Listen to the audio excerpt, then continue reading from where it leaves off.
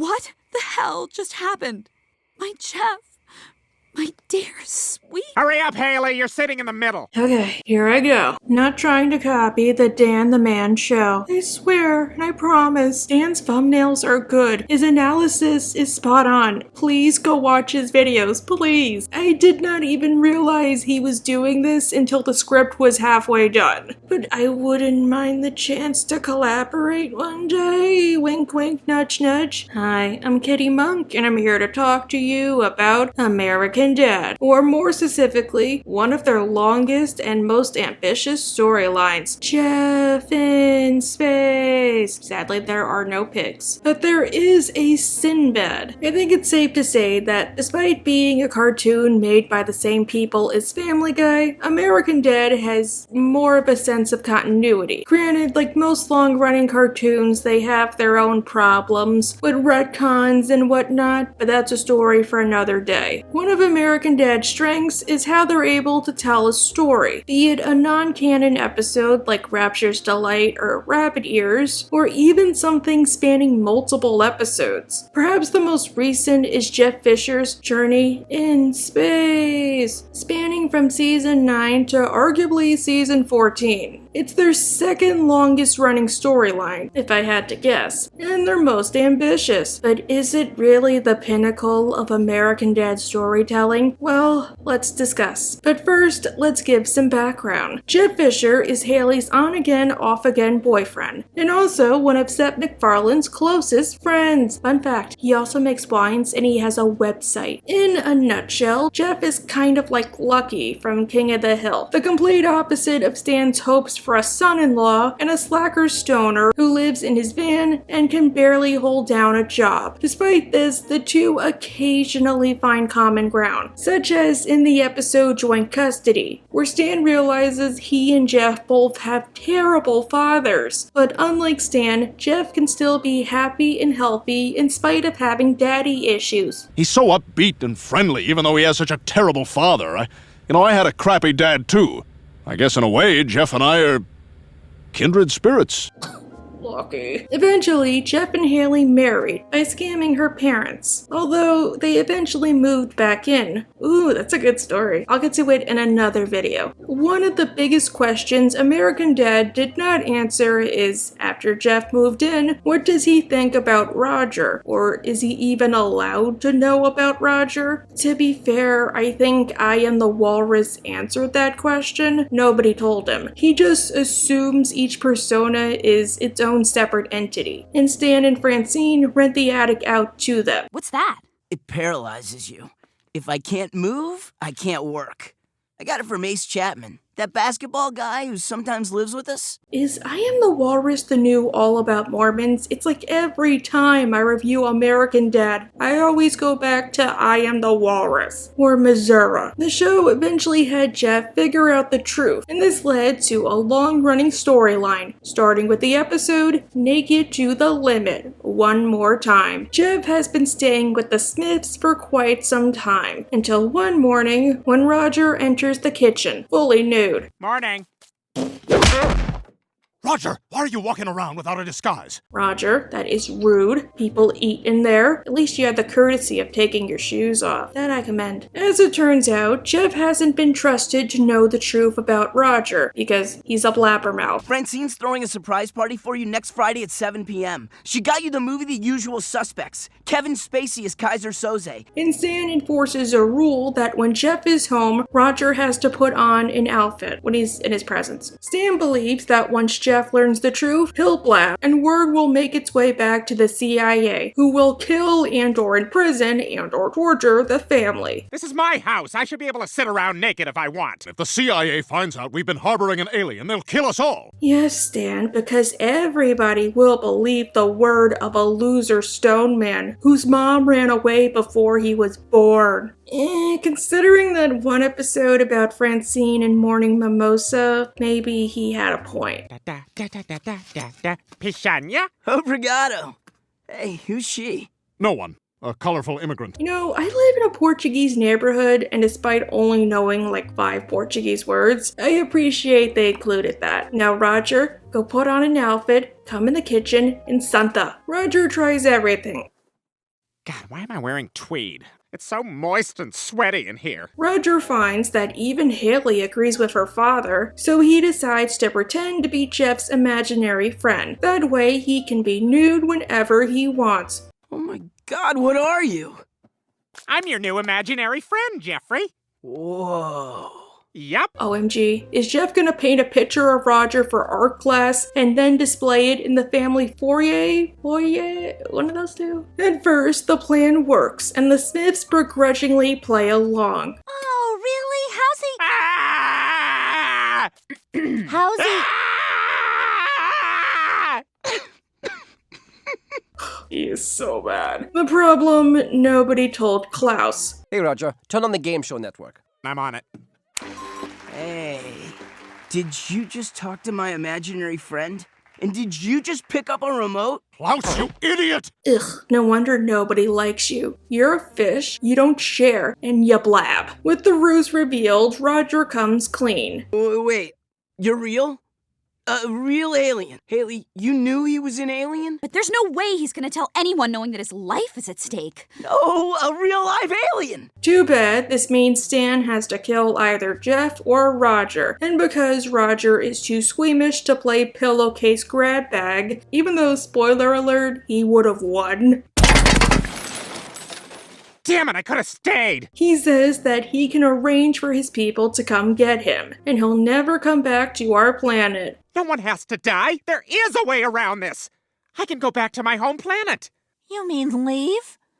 Forever? But the secret's already out, and Stan was still technically harboring him. Couldn't Jeff say something, or wouldn't Roger leave proof? You know what? I'm just gonna ignore that. Roger goes back to Roswell with Stan, and sends the coordinates to his people. A few days later, and after a tearful goodbye and an equally tearful montage, the family is ready to bid adieu to Roger. I say adieu because I dreamt of Paris again last night. Stan even gives him his flag pin.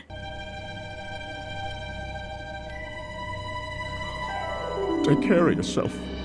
You too, Stan. Fun fact, I had no clue a lot of operatives actually wear those. I visited the White House about a few weeks ago, and all of the Secret Service members were wearing those pins. I saw them and I got all giddy. Before Roger leaves, he hugs Jeff. Jeff,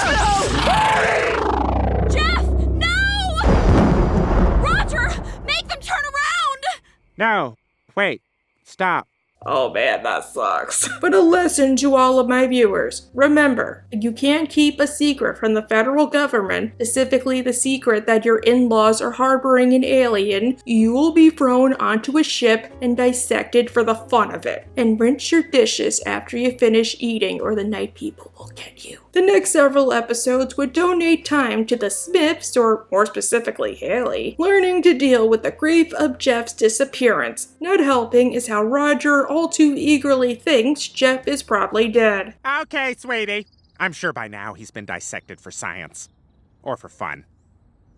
It's pretty fun. Foreshadowing, which I hate to say it, but nobody really caring makes sense. Nobody was particularly close to Jeff but Haley. That's the only reason he was tolerated. And I use that word lightly. I'm sure we all have somebody like Jeff in our own lives, and speaking from experience, that was a reason it took so long for me to like him. Stan has said more than once he doesn't like him, and I think up to this point, Jeff and Steve only had like one episode together. The only thing I'm surprised never happened was Haley being angry at Roger. Yeah, in Spelling Bee My Baby, they force Haley to go through the 5 stages of grief, but her anger doesn't seem all that angry. Jeff is gone, and I accept that now. I also accept that you two jerks are the reason he was abducted in the first place. Even in a later episode where Jeff comes back to Earth, albeit in a completely separate timeline, he's only mad at Roger for like 5 seconds, and then he's like, oh, okay.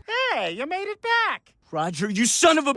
You sent me into space! I know. I owe you a fairly substantial apology, Jeff. Look, Roger is my favorite American Dad character. It just feels like this would have been a cool plot point to explore, outside of a brief hand wave. Wait, did season 14 do that? Should I hold off? Anyhow, you're probably wondering what happened to Jeff. Well, that brings us to the episode Lost in Space, which is gonna be really hard to review because there's a fudge ton of copyrighted music, albeit very good music you should listen to on your own time. Thank you, Waxfang. Now, one of the show's biggest mysteries is what was Roger's home planet like? We do get hints here and there, like how they all have to naturally be mean or it'll literally kill them, and we do see the occasional flashback, but we don't know what it really looks like, if it has a name, or even where it is. In fact, Mike Barker, one of the show's co-creators, was afraid to show the planet outside of some kind of grand finale thing, thinking that for viewers it would not live up to the hype. Apparently, there were plans for a movie about Roger's life prior to the Smiths, especially on his home planet, but Mike's exit during season 10 put a kibosh on those plans. Granted, I wouldn't be surprised if that did end up becoming the episode Fellow Traveler, which is an alright episode, albeit Roger feels super out of character and that was really annoying. To keep you safe, my friends,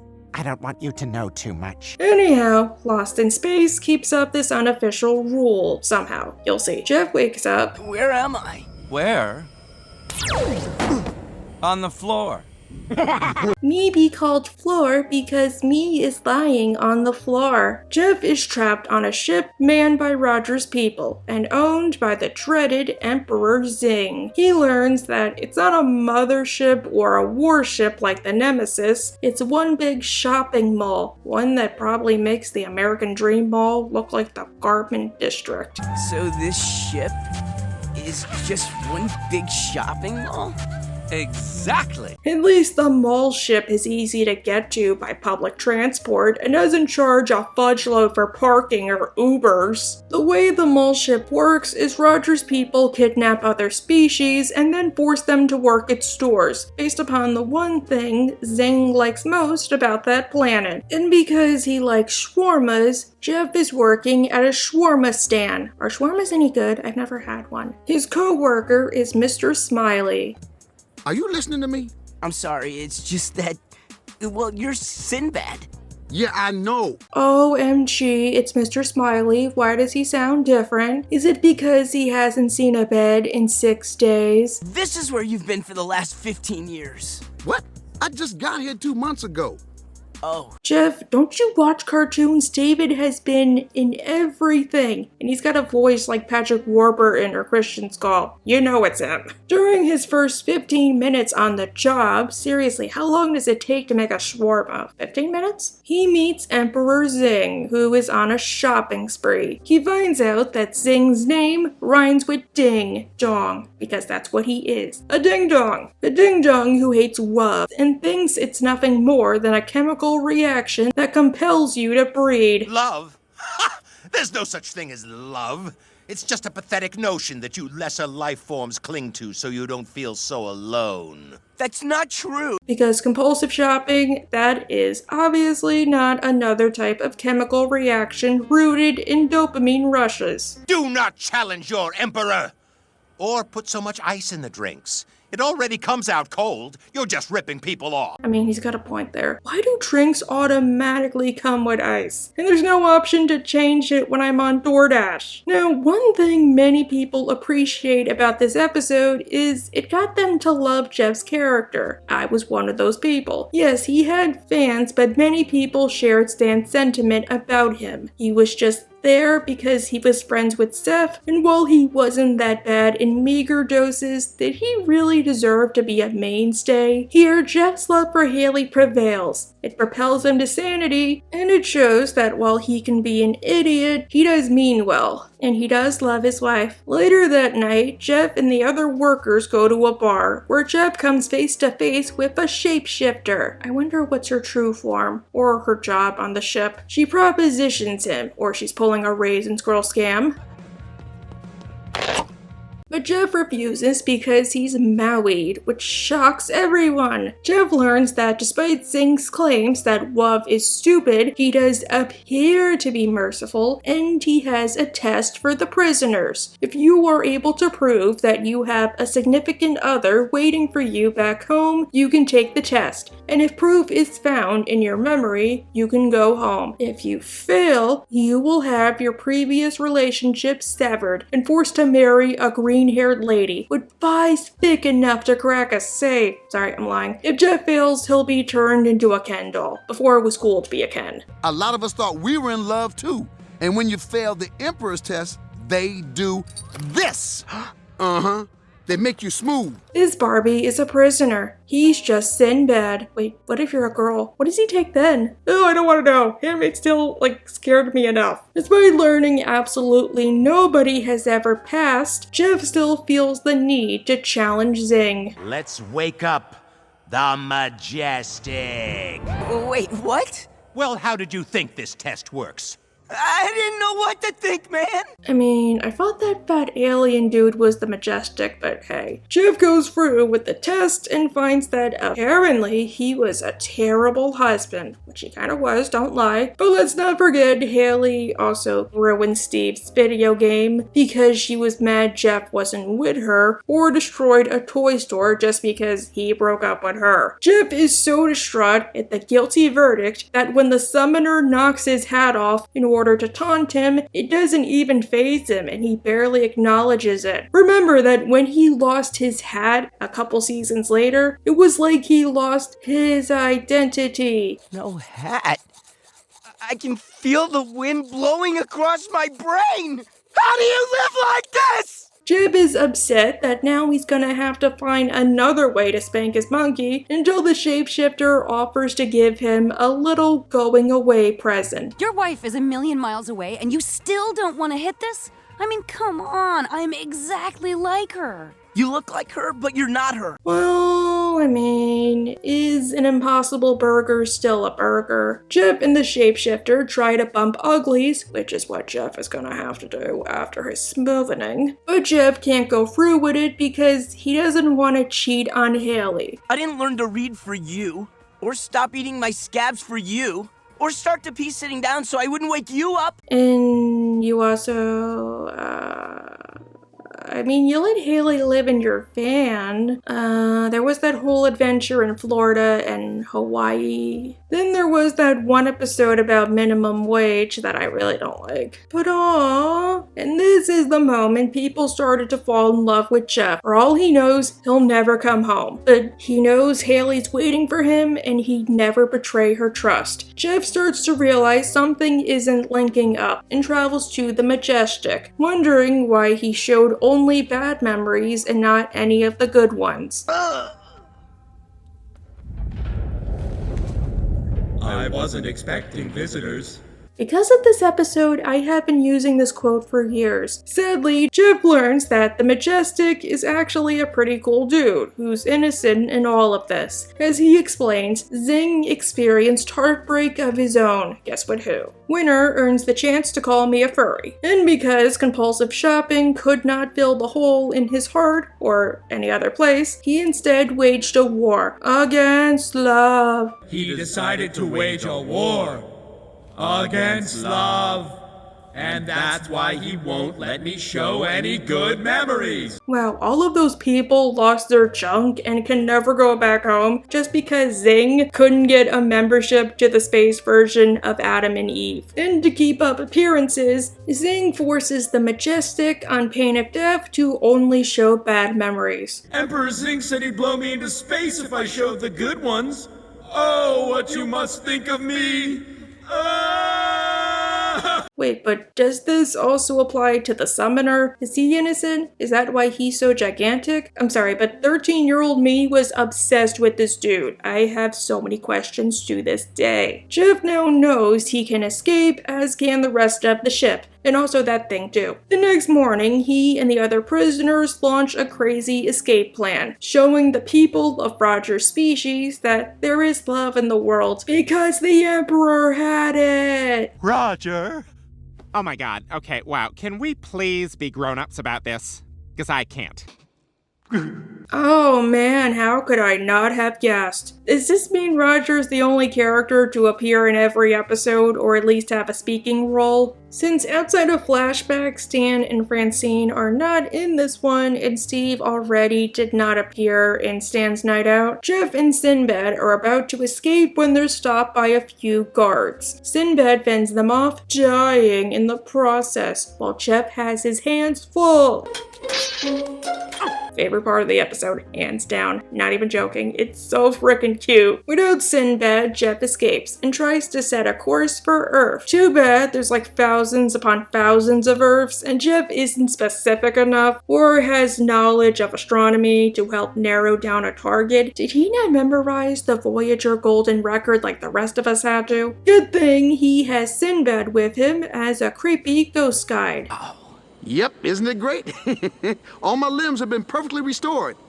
All of them.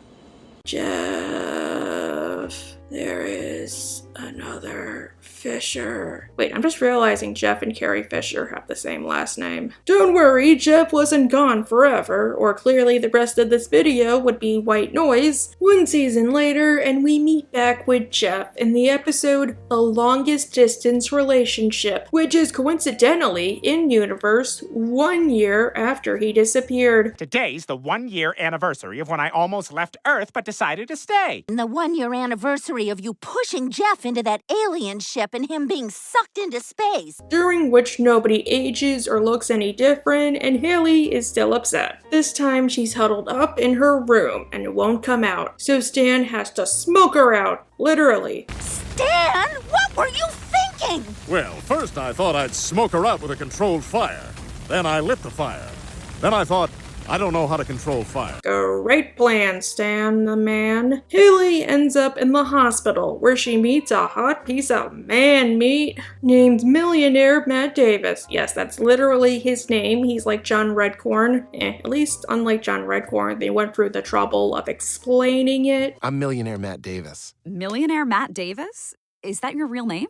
Yeah, my mom had high hopes for me, and I exceeded them by 380 million. As it turns out, Millionaire Matt Davis is a perfect specimen of a man. He's hotter than the Death Valley on an average Tuesday, and his hot is sweeter than bacon, child. And to cope with being super duper wealthy, he spends his days pretending to be people. Every day I tackle a new amazing experience. I mean, being a janitor is a bad example, but Monday I flew a jet. Tuesday, I rock climbed in Thailand, and Wednesday, I worked at GameStop. He would be perfect for Haley, and also for Stan. While this is going on, Steve and Snot are playing with the CB radio and pick up traces of Jeff in space. I'm alive! Jeff? Oh my god, is that really you? Definitely.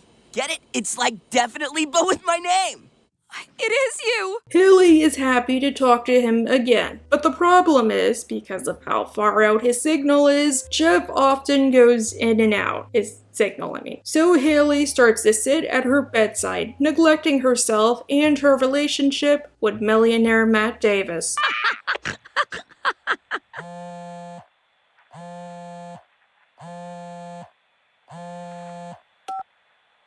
This is bad, because Millionaire Matt Davis wants to take Haley on a trip around the world, and he won't go out with one of Roger's personas. It has to be Haley. But have you met my younger, also single daughter, Ramona?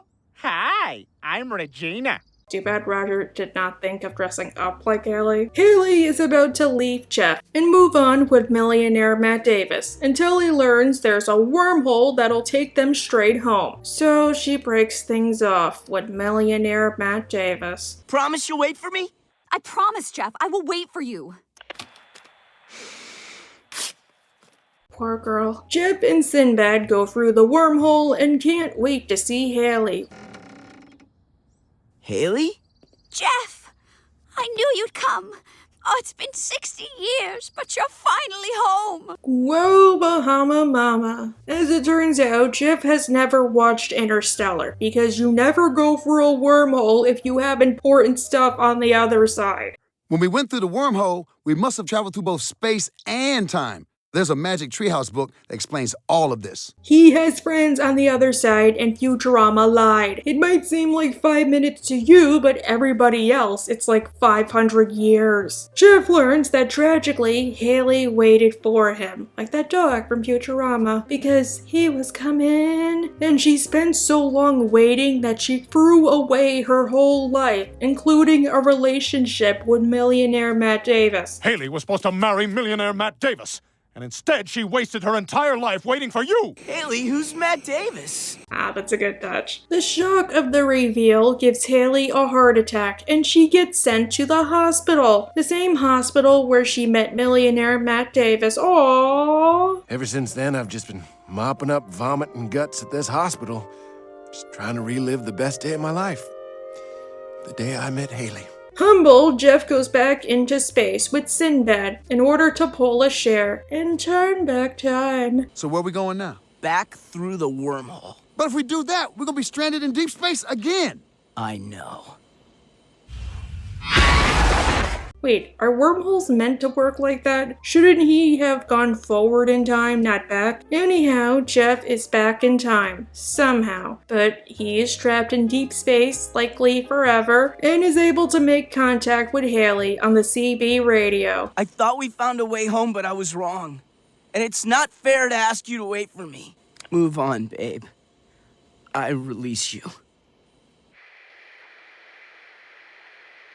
I'll never forget you, Jeff Fischer. Even if this obviously isn't the final episode to the arc, I feel like this would have been a good endpoint. Jeff is out there and likely never coming back, but if they had an idea on how to bring him back or wanted to do another episode, be it a sequel to Lost in Space or another one like this, they obviously could. Granted, I do not like what happens next, and I wish they did not include it. Just have a scene of Haley saying, "I'll never forget you," and then she just leaves. Where she finds out something happened to millionaire Matt Davis. Basically, Roger got into hot water, and thinking millionaire Matt Davis will tell on him, he decides he'll leave no witnesses. No witnesses! Well, looks like we both lost a life partner today. Seriously, Roger? No, some people have wondered why Jeff was gone for so long. The prevailing theory I heard was Jeff Fischer, the real Jeff Fischer, not the character, was busy with other things, like doing wine stuff or voice work, especially on Star Wars The Clone Wars. And you know what? I could buy that. I do wonder the true reason, so if anybody knows, please comment down below. But as we all know, Jeff came back, in a way. One night, at a time when they normally don't receive visitors, right out of the blue, Jeff suddenly shows up at their doorstep, safe and sound, and without Sinbad. Hey, Mr. S. I'm home. Jeff's back! Francine, honey, can you bring me my gun? Jeff, don't go anywhere. Okay. Oh, this Dan was watching my video. That's odd. I thought he was in it, not me. Is this like rabbit ears? Am I rabbit ears? However, Jeff insists that unlike last time, he can keep a secret. In space, all you have is time to think about what you do different in your life. That and what you would call the offspring of a labradoodle and a cheagle. I mean, if being stranded in space for a year and nearly castrated by aliens doesn't shut you up, what will? And to prove it, Stan gets presents! It's like a clock, except it makes fart noises. This is amazing! I wonder what he got Haley. I hope it's not an or. Haley is equally happy to have her husband home and leaves out details about how she almost slept with a dude who was also married to Roger and who was not millionaire Matt Davis. Still, she decides to spend time with him only to find that he's different. The voyage in space made him want to be a better person. A neutered person. It's like Zing really did take his junk. Worst of all, he does not smoke. Wait, I'm sorry, huh?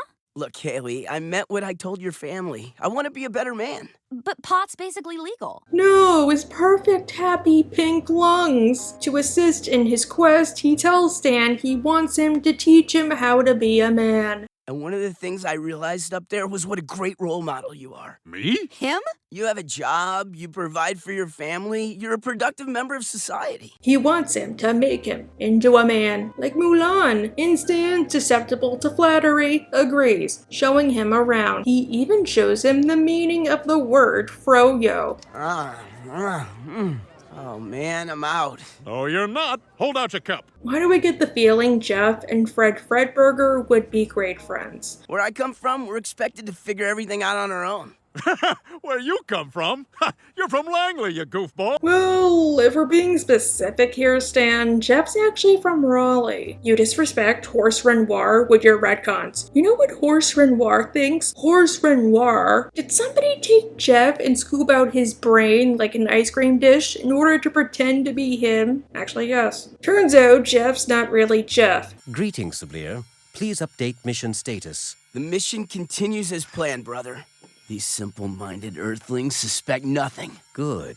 While cruising through space, Jeff and Sinbad were kidnapped by a group of aliens, known as the Collectors. That's why they're called the Dissectors. You said they were called the Collectors. Oh, they are now. They used to be the Dissectors. Did a bit of rebrand in the 80s. Same people who did New Coke. Wow, how's that for a PR move? The Collector's job is to collect people, mostly by dissecting them. The real Jeff was killed and disassembled like Legos, and an alien known as Ziebler took his place, so he could go to Earth, collect objects, and then find a worthier specimen. In this case, it was supposed to be Stan, but Ziebler grew to love Stan, in a non-weird, non-romantic way, because that's his father-in-law. And he now believes it's wrong to collect him. I was supposed to bring you back to the ship for dissection, but I grew fond of you. Ditto. But collectors live long. We watch things pass. To preserve, to observe, we must amass. What flies, what swims, be it predator or prey, seal them up so they may never fade. But should they meddle in our affairs, we'll clean the planet and scorch the air. Haley and Roger go to the mothership of the collectors, not of Roger's people, to get the real Jeff, only to discover it's a fool's errand. Oh God! Jeff! On board, they also meet Sinbad. Who are you and how do you know my name? You don't recognize Sinbad?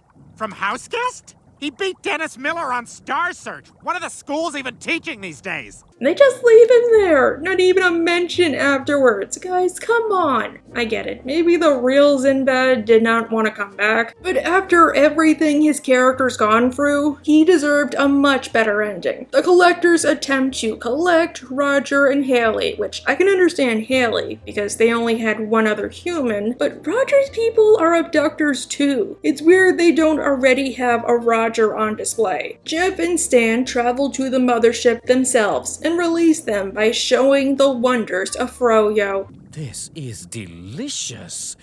In return for giving us this savory cosmic treat, I will spare the lives of your human. Fred Fredberger would be very pleased. It's good to know they're free, but Jeff is still dead. The real one. Out of gratitude, not Jeff says he'll sacrifice himself so real Jeff can live. Back on Earth, your dad and his friends made a sacrifice by giving me their frozen yogurt, and now I will make a sacrifice of my own. The gestures are equal. Yep, totally. The problem is, because the ship is equipped with Men in Black technology, Roger's words, not mine. The Collectors said this ship is equipped with Men in Black technology. It was weird that they referred to it as Men in Black technology, right? Nobody will remember what happened, besides Roger himself, because Roger's an alien. But what if he has, like, a medical emergency, and we have to... Why don't we just wait and see, okay? Can we do that? Can we wait and see? Why don't we just do that? Stan and Haley will have no memory, and Jeff doesn't know he was technically dead, and that's not his original body. You're like, I didn't get why they couldn't just reassemble him. I love you too, babe. And babe, I did a lot of thinking in space, and I decided that if we ever have a kid, I'm willing to be a stay-at-home dad. In a sense, Jeff is back, and the status quo is restored, but this plotline isn't over. We still have 2 more episodes to get to. Well, more like 1 episode and a bit of a prologue. In Bahama Mama, that's a fun word to say, Jeff and Haley decide to start trying for kids. Why? It's not like you have a child of your own, who's the Antichrist, and now lives with Sarah Palin. Jeff and Haley want kids, but Stan doesn't want them to, because he's afraid of getting old and being a grandpa grandpa. Young is the best time to do it. If I wait too long to have grandchildren, they're gonna drown me in a pool. Come to think of it, that's how I killed my grandfather. Aren't we all? So he spends the entire episode trying to block their clock. Fresh squeezed, OJ? Great! I've never tried it blended! Thankfully, they make up at the end, and Stan is comfortable being a grandparent, and Steve an uncle. Oh yeah, sorry, I forgot to mention, he had a whole subplot of learning to be an uncle, stuff like that. Only for Roger to remind them, or more specifically Stan, that it's a fool's errand for anybody to try anything. As Jeff's brain's in an alien body, he's incapable of making babies. Half human, half alien. Gonna be one gorgeous splice baby. What are you talking about?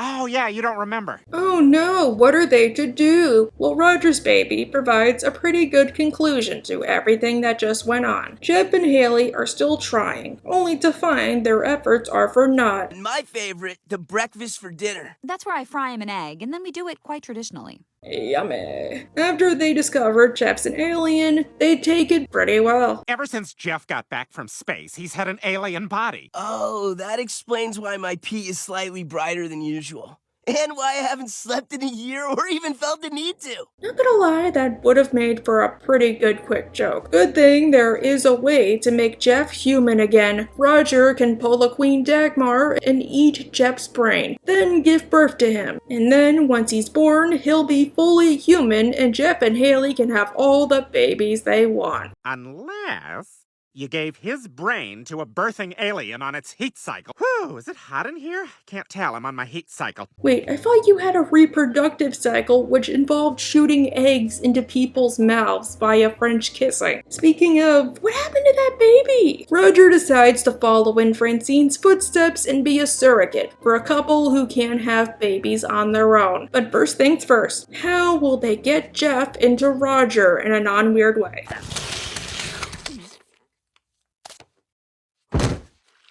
And now there's a 10% chance that I'm pregnant. Oh, only 10%. They take Roger to Dr. Calgary, who sees that Roger is preggers AF with baby Jeff.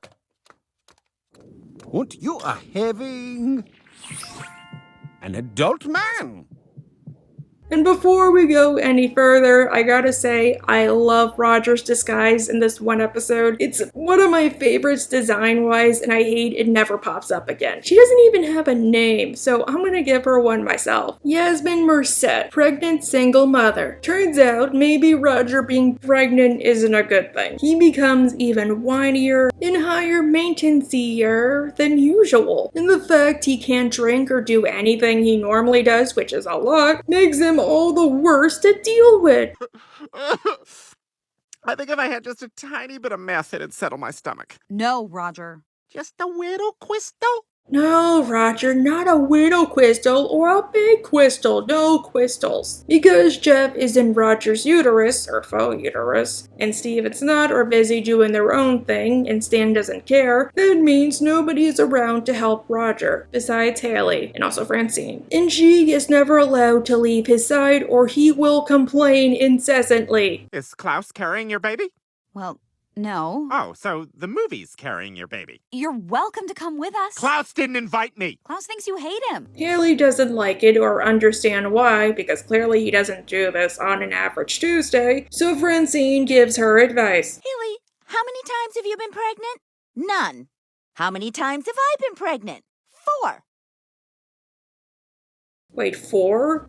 Haley, Steve, Libby. Does Bailey count? No, and that would be with Haley. So who was number 4? To show her appreciation, Haley gives Roger a baby shower, which he appreciates, for all of 5 seconds. A fish CD? Oh, no. The baby is not gonna listen to this. For him, it's only classical masters, like the Indiana Jones soundtrack. Roger, I'm not one to question parenting decisions, but did you watch that Family Guy episode where Peter sang the opening chase scene and it went on forever? You are gonna ruin that child. No wonder Roger now thinks he would be a great mother to Jeff. Apologies, Jeff's new name is going to be Tristan. And you know what?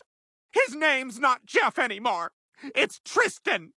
He tries to explain to Haley for a Madonna homage that he is gonna raise Tristan his own way. You know, I'm actually kind of starting to like this new stupid name. Roger runs away to a motel, the same one all pregnant women go to, including Francine. Why'd you run away? To think about the most important decision of my life. Whether or not I was going to keep you. Oh, hey, is that the coin I flipped? Wait, so Haley's like Summer? Roger goes into labor, which is represented by bleeding eyes. Symbolism! And they get to Dr. Calgary's, where Roger gives birth to Jeff. He's here! Why is he so small? Oh, it's like one of those sponge dinosaurs. He'll get bigger once we add water. Aw, he looks so cute. Now he can finally be a mom like he always dreamed. Oh, give him here. I need to do skin-to-skin contact right away.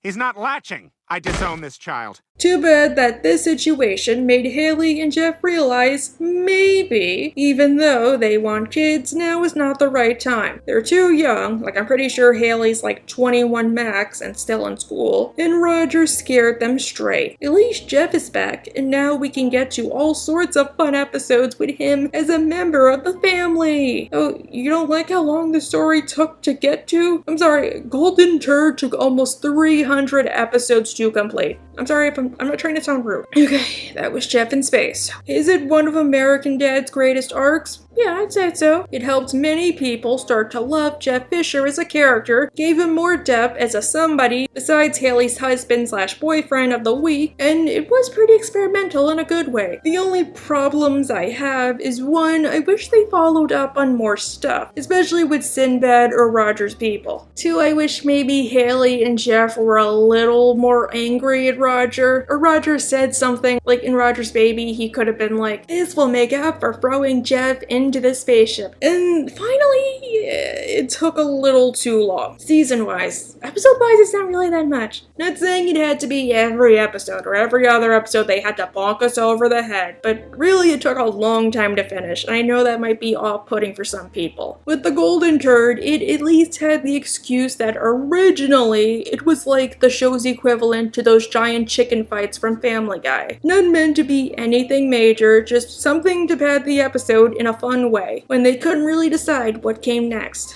But I do like the arc, and I like more people are talking about it. Bye! Guys, I finally added up the bill for being your surrogate. Food, parts, labor, loss of other income, all totaled. You owe me a ride to the mall.